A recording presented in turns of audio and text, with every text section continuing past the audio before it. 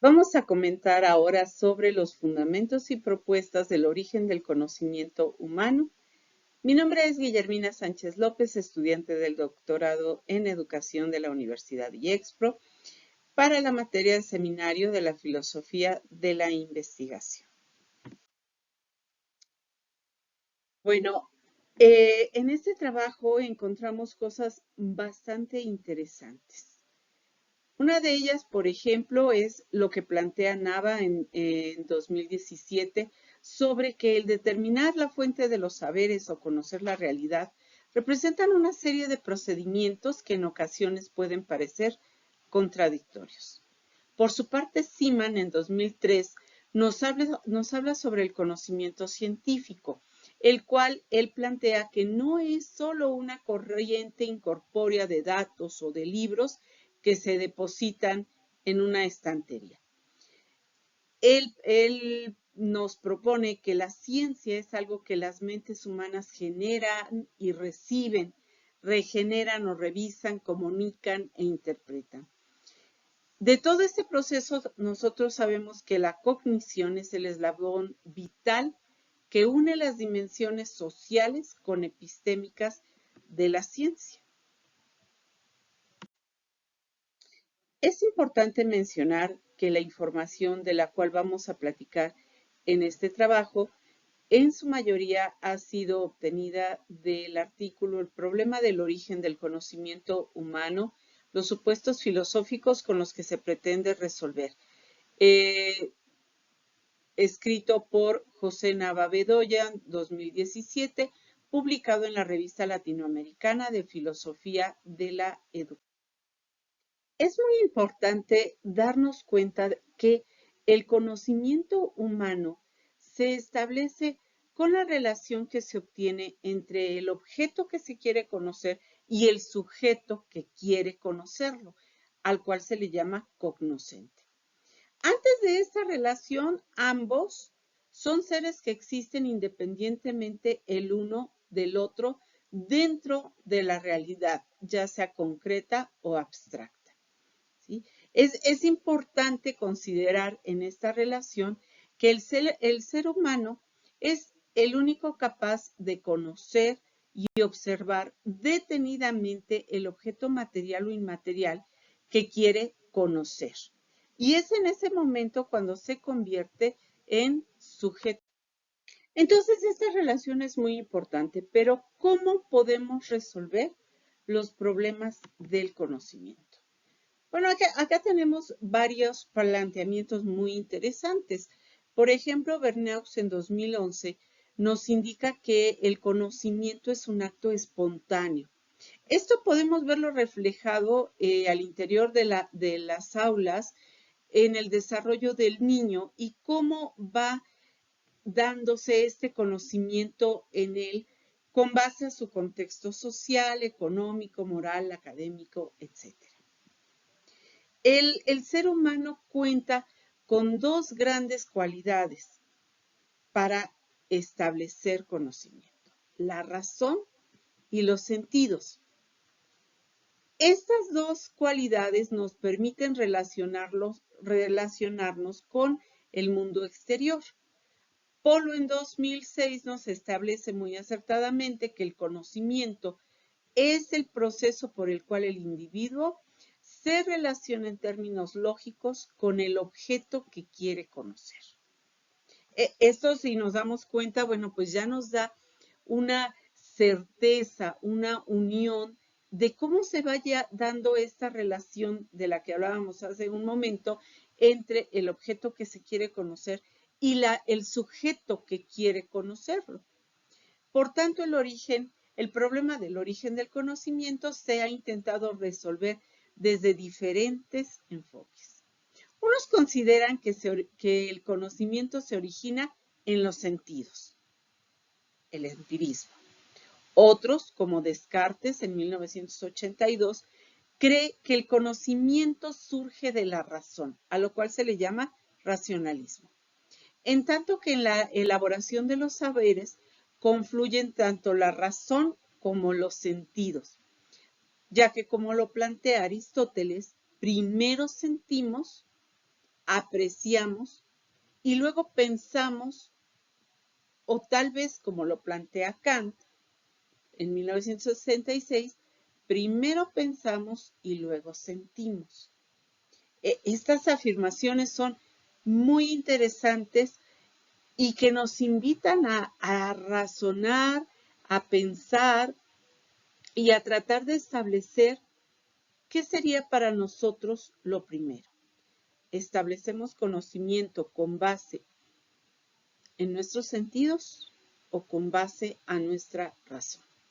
Según Nava, 2017, el problema del conocimiento que desde el enfoque filosófico se pretende resolver, estos problemas del conocimiento son la posibilidad, el origen y la esencia del conocimiento. Y para cada uno de estos enfoques se han presentado supuestos. Estos supuestos nos tratan de ayudar a poder resolver los problemas del conocimiento. De manera entonces que estos problemas del conocimiento se van a resolver desde los enfoques en cuanto a la posibilidad del conocimiento, el origen del conocimiento y la esencia del conocimiento. Bueno, entonces, en cuanto a la posibilidad del conocimiento, los supuestos bajo los cuales se trata de explicar este enfoque son el pragmatismo, en el cual se establece solo si es útil, valioso y fundamental para la vida, el conocimiento será verdadero. En el dogmatismo, el sujeto sí aprehende al objeto. Recordemos que esta palabra implica conocer, ¿sí? Asirse del objeto de manera que podamos comprender cómo se lleva a cabo. ¿Qué sucede en el relativismo? Bueno, pues aquí no se especifica la relación sujeto-objeto. En el subjetivismo se plantea un límite para la verdad, estableciendo que el sujeto es el que conoce y juzga. En tanto que en el escepticismo, el sujeto no aprende al objeto. Por su parte, el criticismo plantea que la opinión no es única, sino que puede variar dependiendo de las circunstancias y los contextos individuales y grupales de quienes los formulan.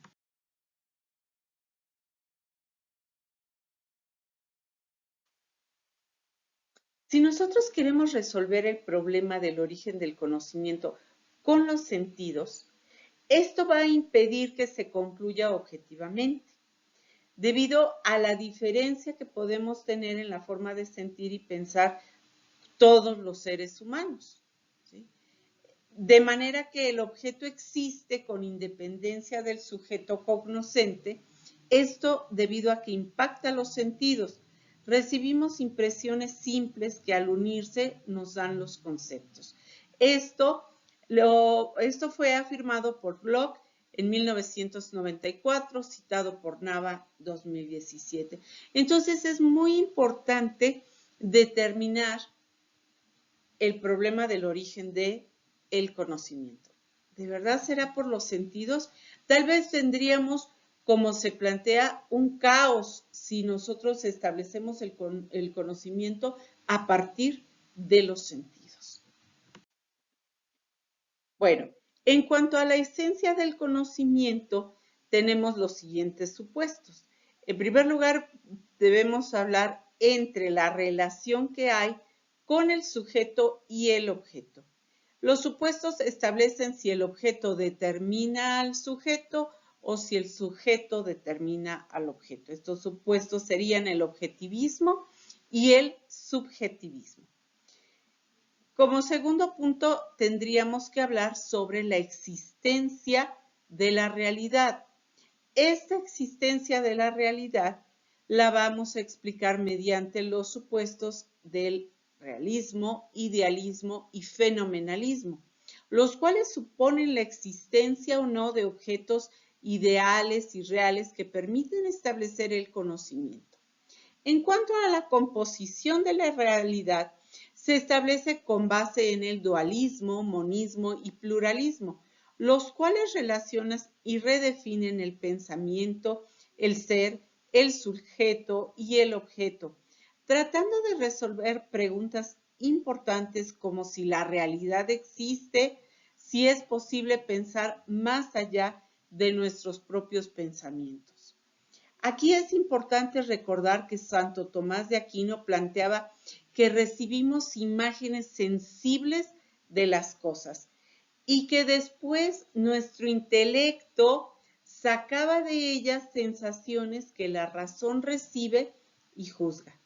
La inteligencia humana toma ideas de la realidad a partir de las necesidades existenciales del sujeto cognoscente, como son la alimentación, el vestido, el resguardo, etc. A partir de todo esto, empieza entonces a generarse el conocimiento. En cuanto a los supuestos del tipo de conocimiento, tenemos que estos son racional, intuitivo y mixto. ¿Para qué resolver el problema del origen del conocimiento primero con los sentidos y después con la razón? Bueno, pues según Nava, el alma humana tiene la necesidad de poner orden en el caos que observa en la realidad, privilegiando la anarquía o desorden sobre las leyes. Estos supuestos nos van a determinar cómo se realiza el conocimiento, mediato, inmediato o racional. Los criterios de verdad del conocimiento utilizan los supuestos trascendente, inmanente y mixto para determinar la concordancia entre el pensamiento y el objeto. Y bueno, como conclusión podemos mencionar algunas consideraciones que me parecen importantes. Número 1, ningún supuesto filosófico, como nos hemos dado cuenta, resuelve el problema sobre el origen del conocimiento. Todos son parcialmente correctos, dado que son simples conjeturas derivadas de la razón y algunos otros derivados de los sentidos. Son útiles para resolver los intereses existenciales de un grupo de personas en específico y que por sus características y funciones los hacen suyos.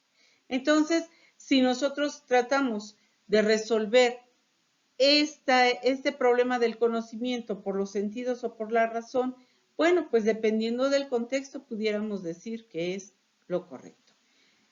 ¿Qué nos mencionaba Kant, citado por Nava 2017? Que bueno, nuestro conocimiento presenta elementos a priori, es decir, racionalismo, e independientes de la experiencia, del empirismo.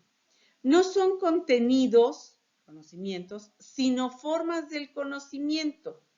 Estas formas reciben su contenido de la experiencia.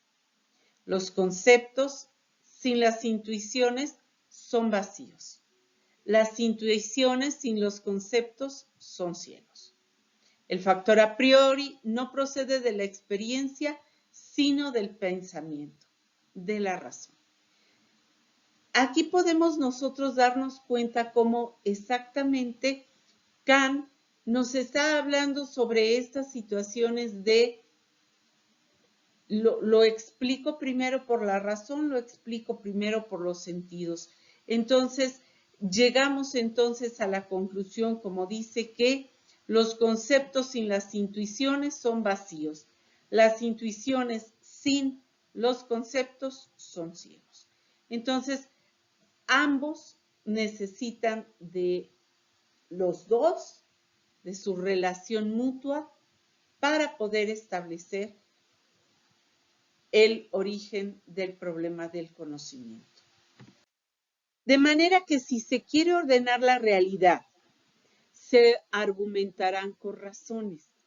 Si se quiere provocar un caos, bueno, puede argumentarse con los sentidos. Y si se quiere conciliar el unir la razón y los sentidos, como decía Kant, lo van a lograr.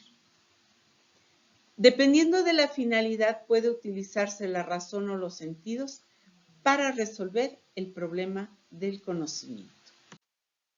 Finalmente tenemos esta opinión de Seaman 2003, en el que nos dice que la ciencia es lo que las mentes humanas generan y reciben, regeneran o revisan, comunican e interpretan.